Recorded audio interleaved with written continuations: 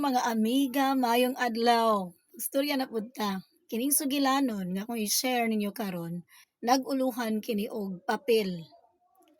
Sa usa ka mahilom nga kagabion, gipundok sa usa ka apuhan ang iyang tulo ka buok apo nga babaye nga nagsuon kini.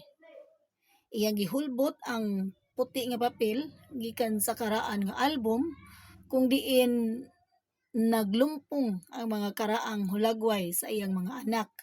Nagpamatuod kini nga ang papel passed from generation to generation.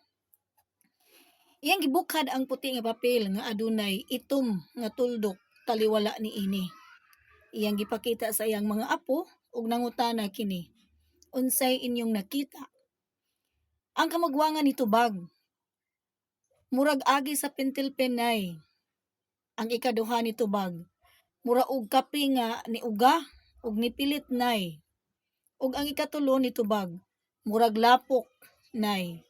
Ang apuhan nipahiyom lang sa mga tubag sa iyang mga apo ug nagkanayon. Ang inyong nakita ang tuldok lang. Wala ninyo nakita ang tibuok papel kung di nahimutang ang itom nga tuldok. Ang papel mao kini ang tawo. Ang tuldok mao kini ang kasaypanan. Bisan unsa pa ka maayong tawo sa usa ka sayop niini, papas tanang kaayuhan nga nabuhat niini. Ingon ana ang atong pananaw.